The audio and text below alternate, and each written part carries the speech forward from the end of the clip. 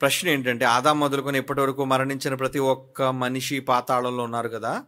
మరి అన్నయ్య, మనం అందరం మరణించి పాతాళానికి వెళ్ళిపోతామని ఒక రోజు వెళ్ళిన మనం అందరం కూడా యేసుక్రీస్తు రెండో రాకడలో లేపబడతాం. కానీ మరి అన్నయ్య, లేచిన మనందరికీ అక్షయ శరీరం లేదా మహిమ శరీరం వస్తుంది కదా. కానీ పిండముగా రాలిపోయిన శుక్రకణాలు ప్రతి ఒక్కటికి పరలోకంలో స్థలం ఉందని తెలుసు. కానీ వాటికి పరలోకంలో ఏ శరీరం ఉంటుంది? ఏమైనా ప్రశ్న తప్పుగా ఇదొకటి మళ్ళీ ప్రారంభమైంది. తప్పుగా అడుగుంటే క్షమించగలరు. ఓకే, ఇక్కడ శుక్రకణం అంటే ఏంటి? పురుషునిలో నుంచి వచ్చేది. వాళ్ళకి దేహాలు ఉండవు అనుకుంటున్నారు కదా. ఇంతకీ దేహాన్ని నిర్మించేది ఎవరు? మనందరికీ దేహాలను నిర్మించింది ఎవరు? దేవుడు. ఏ దేహాన్ని నిర్మించాడు? భూమి మీద జీవించడానికి ఈ 60-70 సంవత్సరాలు తల్లి గర్భంలో తల్లి ఏం కడుతుందా? దేవుడే నిర్మిస్తున్నాడా? దేవుడే తల్లి గర్భంలో నిర్మాణం చేస్తున్నాడు. అంటే నిర్మాణకుడు దేవుడే కదా తయారు చేసేది. శరీరాలను, మానవ దేహాలను తయారు చేసేది దేవుడే. మరి ఇప్పుడు పరలోకంలో నివసించడానికి కూడా శరీరాలు కావాలి. ఏంటి ఆ శరీరాలు? ఏమండి? అక్షయ శరీరము అంటున్నాడు. ఏమంటే మహిమ కలిగిన శరీరము. 2 కొరింథీ పత్రిక చూద్దాం ఒకసారి, 5వ అధ్యాయం మొదటి నుంచి చదవండి. 2 కొరింథీ పత్రిక 5వ అధ్యాయము మొదటి వచనం నుంచి. భూమి మీద మన గుడారం, ఆత్మ నివసించడానికి ఇది ఒక గుడారం, టెంట్ అన్నాడు. గుడారం అంటే ఏంటి? స్ట్రాంగ్ బిల్డింగ్ అని కాదు అక్కడ. ఓన్లీ మట్టితో, ఏమంటారు దాన్ని, గుడ్డతో వేసిన ఒక చిన్న పరద. ఈ గుడారము, ఈ నివాసం, ఈ శరీరం శిథిలమైపోయినా బాధపడకండి. చేతి పని కాకుండా దేవుని చేత కట్టబడినదియు నిత్యమైనదియునైన నివాసము పరలోకమందు మనకున్నదని ఎరుగుదుము. అంటే దేవుడే కదా నిర్మాణకుడు. దేనికి? పరలోకమందు వేసుకునే దేహాలను కూడా దేవుడు తయారు చేస్తున్నాడట. అంటే పరలోకాన్ని అనుభవించడానికి దేహం కావాలా? అవునండి. లోకం మారగానే దేహం మారిపోద్ది. లోకం మారగానే దేహం మారుతుంది. భూలోకం నుంచి చంద్రలోకం వెళ్ళాం అనుకోండి, అక్కడ ఏం కావాలి? భూలోకంలోని ఈ మట్టి దేహంతో దిగారు అనుకోండి, వెంటనే విదిన్ కొన్ని నిమిషాలలో మీ శరీరం అంతా అలా విడిపోతుంది. పార్ట్లుగా, అణువులుగా విడిపోయి చచ్చిపోతారు. అక్కడే సాగిపోద్ది శరీరం అంతా కూడా. ఎందుకంటే అక్కడున్న వాతావరణానికి ఈ శరీరము సరిపడదు. చంద్రుడి మీద ఉన్నది. ఇక అంగారకుడి మీదకి వెళ్తే అస్సలు ఉండలేదు. అంటే భూమిని దాటితే ఈ దేహం దేనికి పనిచేయదు. అంటే ఆయా లోకాల్లో నివసించడానికి ఆ వాతావరణానికి సరిపడేటంతటి దేహం కావాలి. అలాగే భూమి మీద ఉన్న సుఖాలను, దేవుడు చేసిన తాత్కాలికమైన వనరులను, వసతులను అనుభవించడానికి ఇదిగో ఈ మట్టి దేహం కావాలి.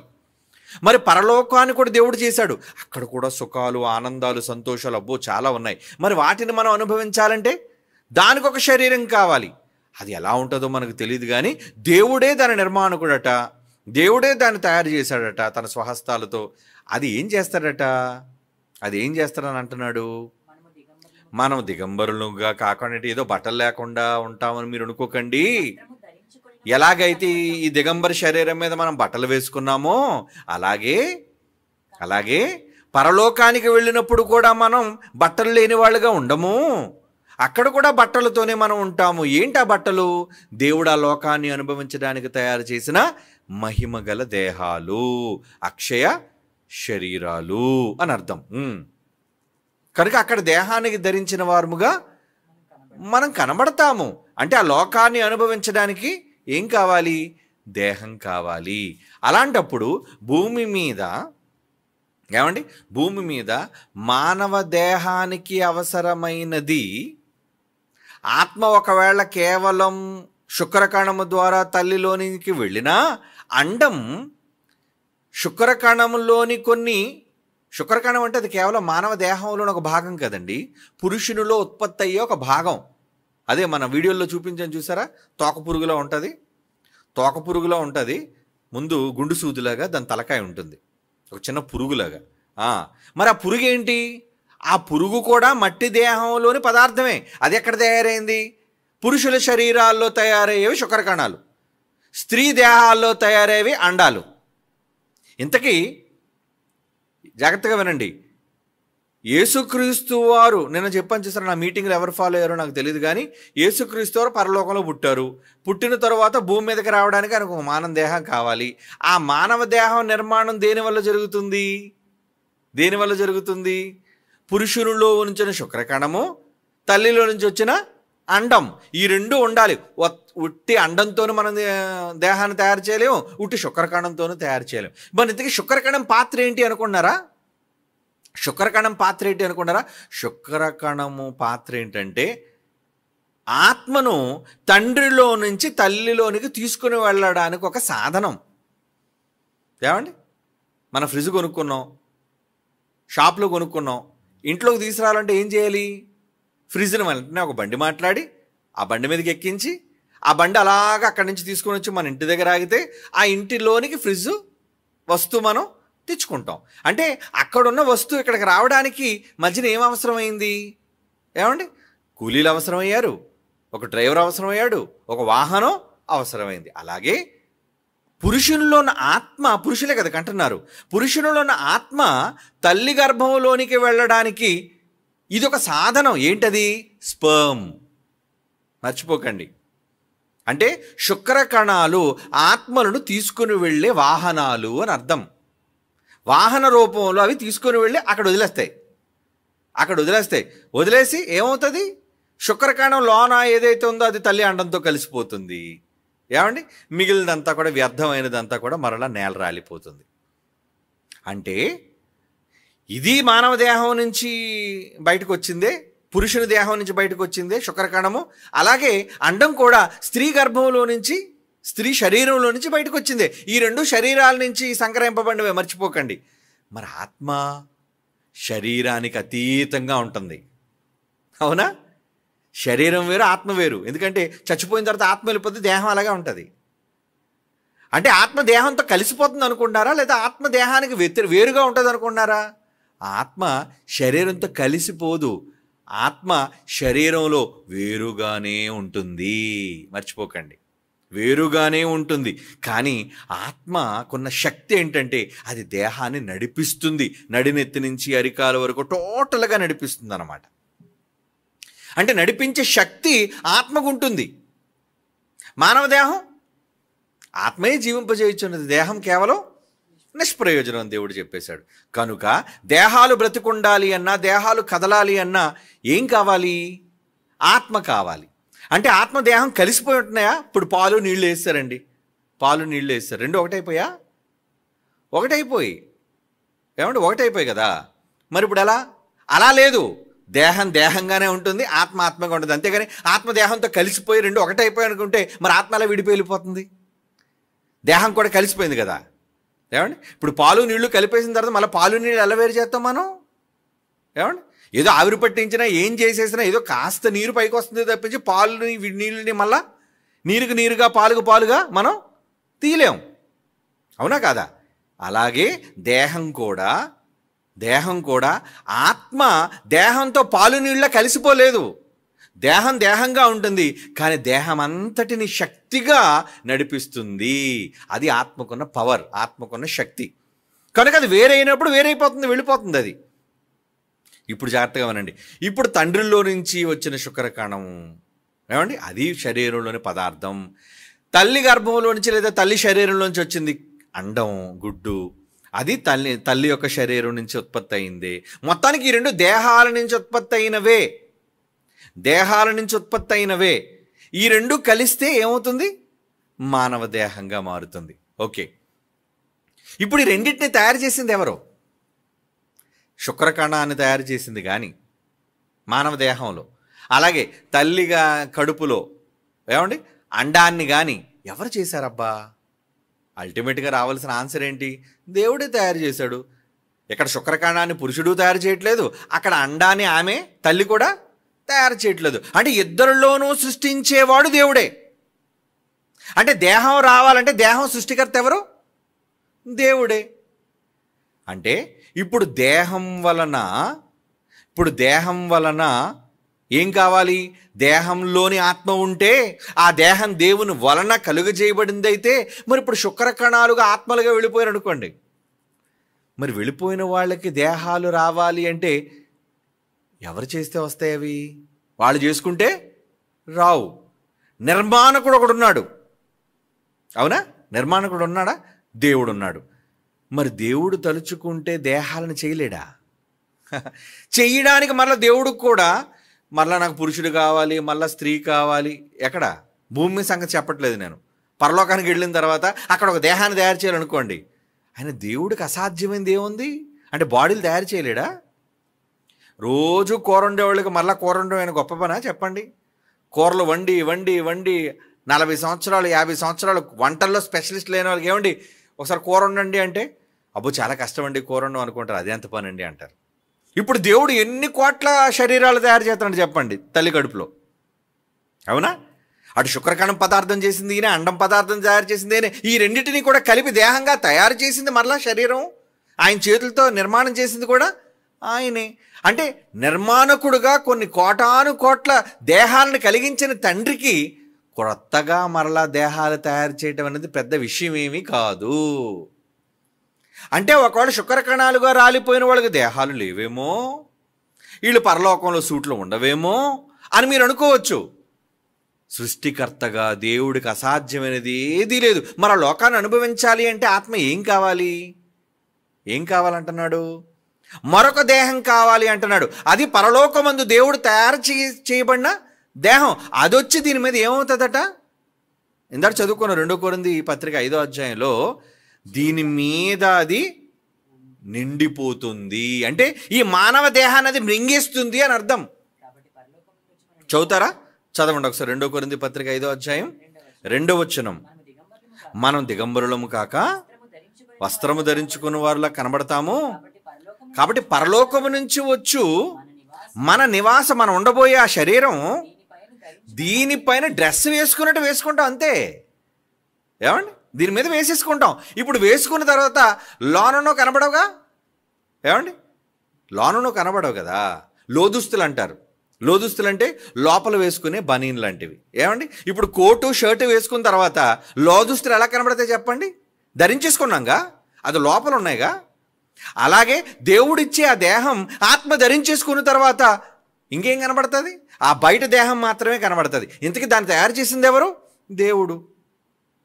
అంటే దేవుడే అందరికీ దేహాలను ఇక్కడ తయారు చేసేవాడు, అక్కడ తయారు చేసేవాడు. దేహాలు లేనంత మాత్రాన పరలోకానికి ఏదో దేవుడు రానివ్వడు, వడ్డవు అని అనుకుంటే ఎలా? చాలా దేహాలను నిర్మాణం చేసి దేవుడు అనుభవజ్ఞుడిగా ఉన్నాడు ఆ విషయంలో. కనుక ఆయనకి దేహాలు నిర్మించడం పెద్ద కొత్త పనేమీ కాదు, ఆయన కష్టతరమైన పనేమీ కాదు. ఆల్రెడీ అందరికీ ఆయన పైన తయారు చేసేసాడు. అందుకే ఒక మాట అన్నాడు ఆయన. ఏమన్నాడు? అనేకులు మత్తయి సువార్తలో మాట్లాడుతూ యేసుప్రభు వారు అంటున్న మాట, తూర్పు నుంచి పడమట నుంచి, ఏమండి, ఉత్తరము నుంచి దక్షిణము నుంచి వచ్చట ఎవరితో కూర్చుంటారు అంటున్నాడు. చూడండి, ఎవరితో కూర్చుంటారట? 22వ అధ్యాయమా మత్తయి సువార్త.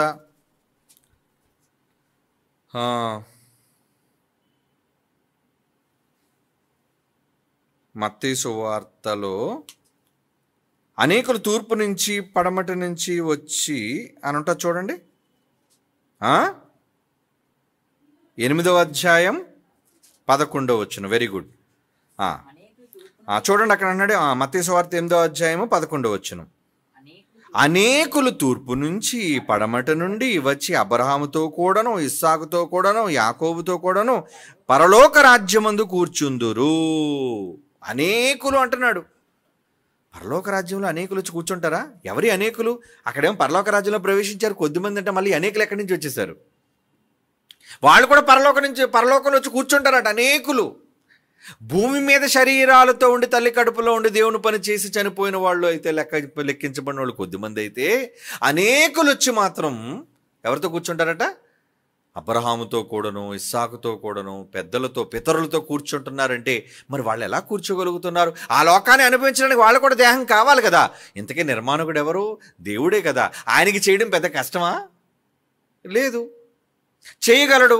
అంటే మరి మానవ దేహం ఉంటేనే కానీ ఆ దేహం రాదండి అని ఒకవేళ క్లాస్ చదివి ఒకవేళ మీరు కన్ఫ్యూజ్ అవుతున్నారేమో. ఎందుకంటే 1 కొరింథీ పత్రిక 15వ అధ్యాయంలో ఆ మాట ఒకవేళ మిమ్మల్ని అభ్యంతరపరచవచ్చు. ఎలా? 42వ వచనం చూడండి. 44వ వచనం, కొరింథీయులకు రాసిన మొదటి పత్రిక 15వ అధ్యాయము 44. ప్రకృతి సంబంధమైన శరీరముగా వెత్తబడి ఆత్మ సంబంధమైన శరీరముగా లేపబడినట్టు దేవుడు కన్వర్ట్ చేస్తున్నాడు, మారుస్తున్నాడు. ప్రకృతి సంబంధమైన శరీరం ఉన్నది కనుక ఆత్మ సంబంధమైన శరీరం కూడా ఉన్నది. ప్రకృతి సంబంధమైన శరీరం అంటే భూమి, ఈ మట్టి దేహం ఉంది కనుక మీకు ఆటోమేటిక్గా ఆత్మ సంబంధమైన దేహం కూడా ఉంది. ఎవరితో చెప్తున్నాడు ఈ మాట? బ్రతికున్న మనుషులతో చెప్తున్నాడు. మనకు సంబంధించిన వాడు, చచ్చిపోయిన కోసం మనకెందుకు, ఆయన చూసుకుంటాడు ఆయన. అవునా కదా? ఇక్కడ చెబుతున్న ఈ మాట బ్రతికున్న మనుష్యులను ఉద్దేశించి చెబుతున్నాడు కనుక వాళ్ళతో చెప్తున్నాడు, మీ దేహాలు ఉన్నాయి చూసారా, మీకు ఈ ఫిజికల్ బాడీ శరీరాలు వచ్చాయి కదా, ఈ దేహాలు ఉన్నాయి కనుక మీకు ఇంకేముంది, ఆత్మ సంబంధమైన దేహము కూడా ఉన్నది. అంతేగాని ప్రకృతి సంబంధమైన శరీరము లేని యెడల మీకు ఆత్మ సంబంధమైన దేహము ఉండదు అని ఎక్కడైనా ఉందా బైబిల్లో? లేదే. మరి పరలోకాన్ని అనుభవించడానికి దేవుడు చేస్తున్నాడు కదా. అవును చేస్తున్నాడు. చేయలేడా? ఆయన కొత్తగా నిర్మించలేడా? ఆయన దేవుడు తలుచుకుంటే ఆయనకు అసాధ్యమైనవి ఏమున్నాయి చెప్పండి? ఆయన ఏదైనా చేయగలడు. అసలు లేని వాటిని ఉన్నట్టుగా పిలిచేవాడు. పిలిస్తే వస్తే అంతే. పదార్థం పిలిస్తే వచ్చింది. అవునా? మానవ దేహాన్ని తయారు చేసి పదార్థం ఎలా వచ్చింది చెప్పండి? భూమి నుంచే తీశాడండి ఈ మట్టిని. అవునా? భూమి నుంచే తీశాడు ఈ మట్టిని, తీసి ఈ శరీరాన్ని చేశాడు. మరి మట్టి ఎలా వచ్చింది? మట్టి ఎలా కలిగింది? పదార్థం ఎలా కలిగింది? మాట. కలుగుగాక అనే మాట. అంటే మాట నుంచి మట్టి పుడితే మట్టి నుంచి దేహం పుట్టింది. అంటే దేహం పుట్టడానికి మూలం ఏది చెప్పండి? మాట. అంటే మాట్లాడితే దేహం వచ్చినట్టే కదా, మాట వల్ల దేహం వచ్చినట్టే కదా. మరి మాట చేతే మానవ దేహాన్ని కలిగించిన దేవుడు మాట చేత మరలా దేహాన్ని కలిగించలేడా? అందుకే ఇంకొక తెలివైన పదం చెప్పాడు ఆయన. ఏంటది? మేము అబ్రహాం పిల్లలని పదే మీరు చెప్పుకుంటున్నారేంటి?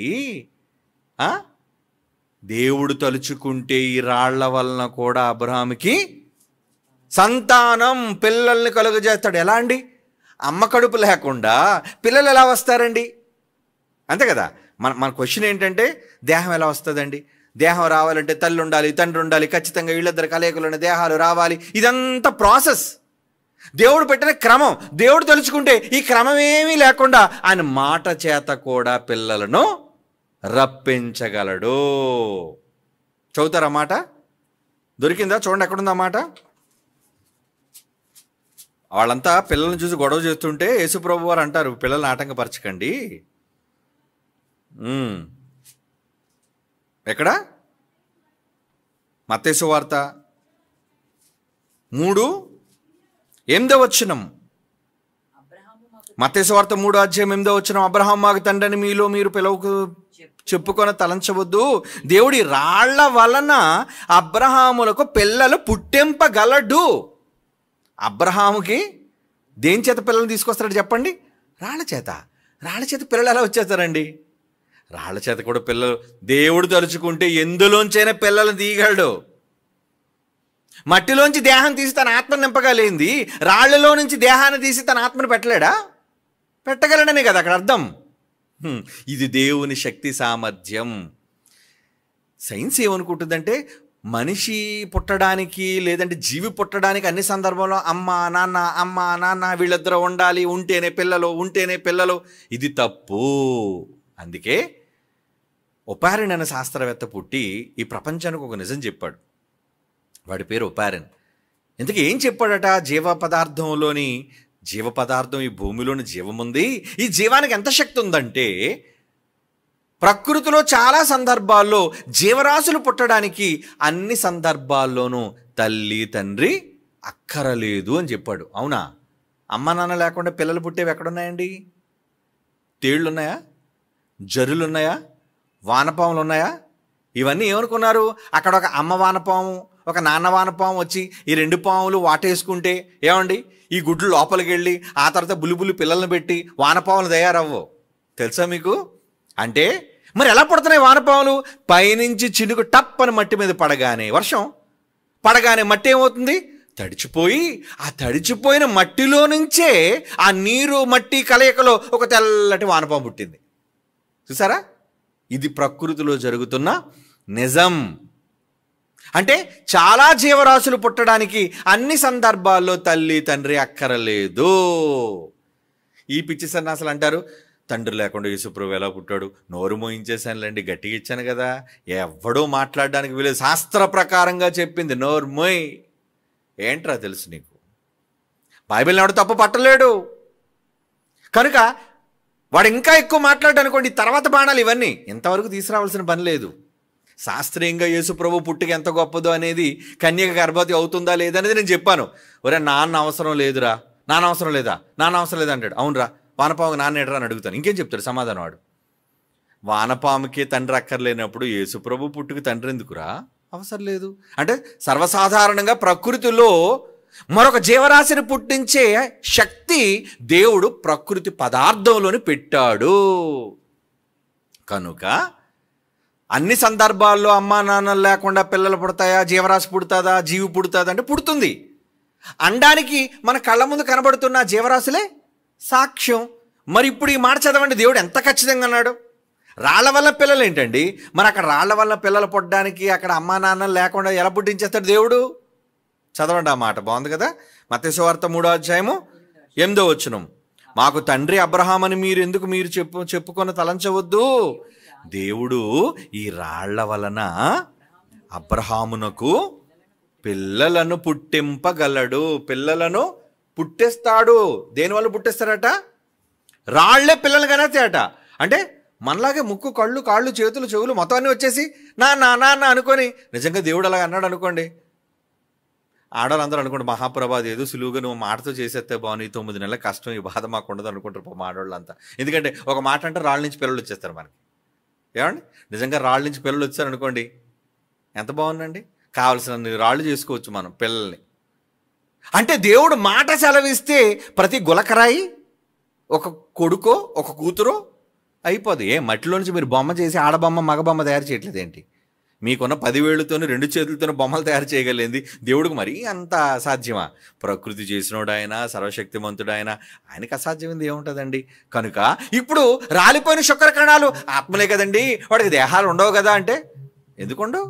దేవుడు తలుచుకుంటే ఎక్కడి నుంచైనా శరీరాన్ని తీసుకొచ్చి వాళ్ళకి తగిలిస్తాడు. కానీ పరలోకాన్ని అనుభవించడానికైతే ఒక స్పెషల్ దేహం అయితే కావాలి. కనుక ఆయన తలుచుకుంటే ఇస్తాడు. అది పైన సూట్ వేసుకున్నట్టు వేసేసుకుంటారు అంతే దాన్ని.